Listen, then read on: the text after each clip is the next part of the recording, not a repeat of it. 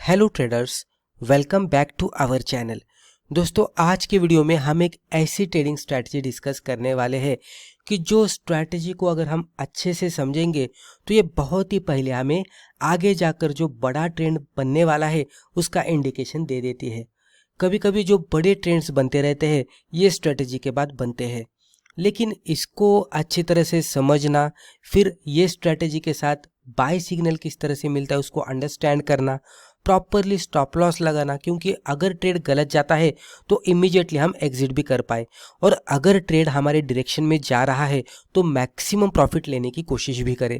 तो ये किस तरह से करना चाहिए, स्ट्रैटेजी क्या है, ये पूरे वीडियो में आपको इन्फॉर्मेशन मिलने वाली है। तो ये वीडियो पूरा देख लीजिएगा, यहाँ पे हम स्टेप बाय स्टेप स्ट्रैटेजी को समझेंगे, एग्जाम्पल भी देखेंगे। तो पहले हम यहाँ पे ये समझ लेने की कोशिश करते हैं कि मूविंग एवरेज क्या होते हैं।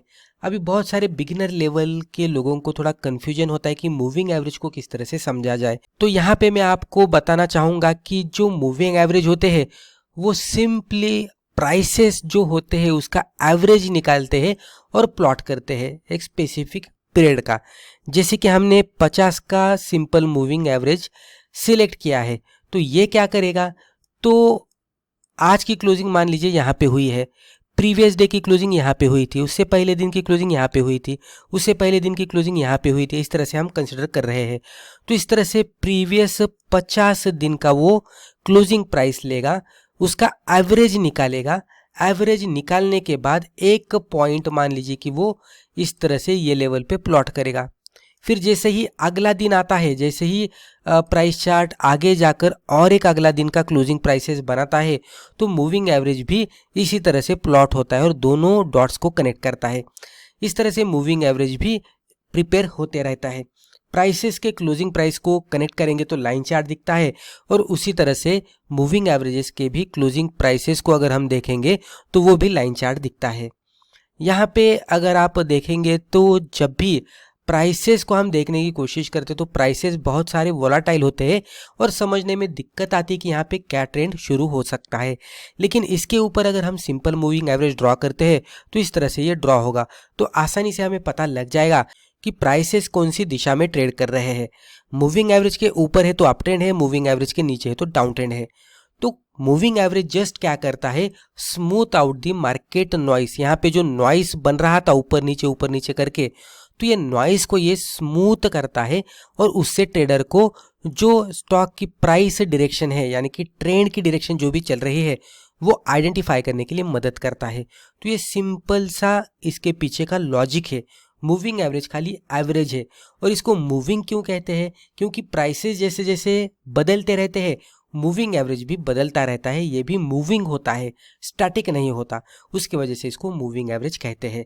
तो इतना मुझे लगता है कि आपके लिए सफिशिएंट है मूविंग एवरेज को समझने के लिए। दोस्तों, अगर आपको स्टॉक मार्केट सीखना है तो अमेज़न पर जाकर आप हमारी बुक पढ़ सकते हैं, या तो यूडेमी पे जाकर आप हमारे वीडियो कोर्सेज भी देख सकते हैं।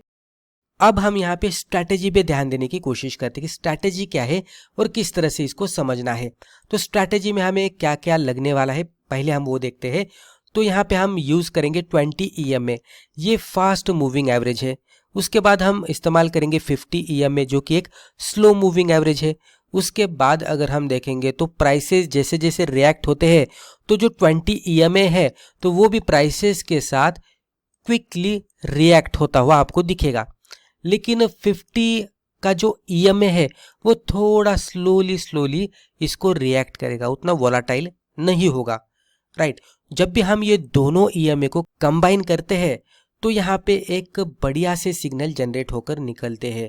जब फास्ट वाला भी मूविंग एवरेज और स्लो वाला भी मूविंग एवरेज हमें कुछ इंडिकेशन दे रहा है, तो उसका मतलब यही हो रहा है कि आगे जाकर प्राइसेस में कुछ तो होने वाला है। तो इसीलिए मूविंग एवरेज के क्रॉसओवर का इस्तेमाल करके हम यहाँ पे बहुत ही बढ़िया सा ट्रेंड पकड़ सकते हैं। किस तरह से करना है वो अब हम देखते हैं। तो यहाँ पे आप देख सकते हैं बाय सिग्नल किस तरह से जनरेट होगा। तो buy signal occurs when, buy signal कब जनरेट होने वाला है, तो जब भी 20 EMA क्रॉस करके ऊपर चले जाता है 50 EMA के, उसी के साथ price is trading above both EMA, यानी कि 20 ईएमए एंड 50 ईएमए दोनों के ऊपर प्राइस होनी चाहिए। और उसी के साथ रिसेंट चार्ट पे अगर आप देखने की कोशिश करेंगे तो वॉल्यूम बढ़ता हुआ दिखना चाहिए, यानी कि प्राइस वॉल्यूम एक्शन आपको यहाँ पे कुल मिलाकर दिखेगी और इंडिकेटर भी आपको कुछ सिग्नल देंगे। तो पूरा सेटअप यहाँ पे बन जाता है, जहाँ पे प्राइसेस का हमें सिग्नल मिलता है, वॉल्यूम के जरिए कंफर्मेशन मिलता है और इंडिकेटर के जरिए भी हमें कंफर्मेशन मिलता है। ये जब भी क्रॉसओवर रिस्पेक्टिव कंडीशन के साथ होता है तो शॉर्ट टर्म में एक मोमेंटम आने की संभावना होती है। वो मोमेंटम अगर बरकरार रहता है तो लॉन्गर टर्म में भी कन्वर्जन हो सकता है उसी ट्रेंड का। तो जो सक्सेसफुल ट्रेडर्स होते हैं वो यही सेटअप आइडेंटिफाई करने की कोशिश करते हैं, जो कि अर्ली आपको बता देता है कि आगे जाकर क्या ट्रेंड बनने वाला है।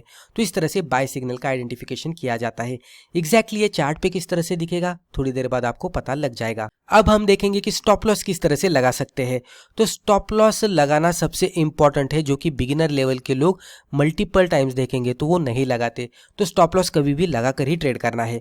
ये स्ट्रेटेजी के लिए स्टॉप लॉस हमारा क्या हो सकता है, तो जहां पे भी हमारी एंट्री बन रही है वहां से रिसेंट स्विंग लो हमें आइडेंटिफाई करना है, वहां पे स्टॉप लॉस लगाना है। या तो जो भी 20 ईएमए है प्राइस चार्ट उसके ऊपर है, तो जैसे ही 20 ईएमए के नीचे जाकर सक्सेसफुली क्लोज आउट देता हुआ दिखता है तो ये डिसिसिवली क्लोज आउट देना चाहिए, तो ये हम यहाँ पे एग्जिट करेंगे। तो इस तरह से स्टॉप लॉस हम लगा सकते हैं। रिसेंट स्विंग लो का stop loss static stop loss रहेगा, ये चेंज नहीं होगा, लेकिन 20 ईएमए के लेवल्स हर बार चेंज होने वाले हैं, तो ये डायनामिकली चेंज होंगे। तो दोनों में से आप आपके हिसाब से स्टॉप लॉस को लगाकर ट्रेड कर सकते हैं, या आपके रिस्क को कंट्रोल में रखेंगे जब भी आपका ट्रेड फेल्योर होगा तब। अब हम देखते हैं कि एग्जिट स्ट्रैटेजी क्या है, एग्जिट कब करना है। तो stay in the trade as long as, यानी कि ट्रेड में हमें बने रहना है। कब तक, जब तक ये कंडीशन सेटिस्फाई हो रहे हैं तब तक। तो कंडीशंस क्या है, तो price remains about 20 EMA, 20 EMA के ऊपर प्राइस सस्टेन है, बने रहना है ट्रेड में। 20 EMA remains about 50 EMA, 20 EMA 50 EMA के ऊपर सस्टेनेबल है, तब भी बने रहना है। एग्जिट व्हेन, अब एग्जिट कब करना है, 20 ईएमए क्रॉसेस बिलो 50 ईएमए, जब भी 20 ईएमए क्रॉस करके 50 ईएमए के नीचे चले जाता है तब हम एग्जिट कर सकते हैं। और जब भी prices closes decisively below 20 EMA, जब भी प्राइसेस डिसिसिवली 20 ईएमए के नीचे जाकर क्लोज आउट देते हैं, यानी कि क्लियर कट क्लोज आउट मिलना चाहिए नीचे जाकर 20 ईएमए के, तब भी हम एग्जिट कर सकते हैं।